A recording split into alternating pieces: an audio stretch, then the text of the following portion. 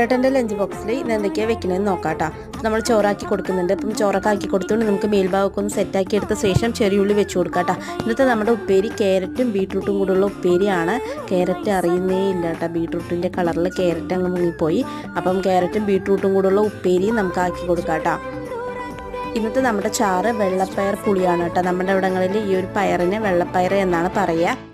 നിങ്ങൾക്ക് കണ്ടിട്ട് മനസ്സിലായില്ലെങ്കിൽ ഞാൻ ഇത് ഒരു കറി വയ്ക്കാതെ പച്ചയ്ക്ക് ഇത് എന്ത് പയറാണെന്നുള്ളത് കാണിച്ചു തരാം കേട്ടോ. അപ്പോൾ നിങ്ങൾക്ക് കണ്ടിട്ട് മനസ്സിലാവുന്നില്ലെങ്കിൽ കമൻറ്റ് ചെയ്യൂ.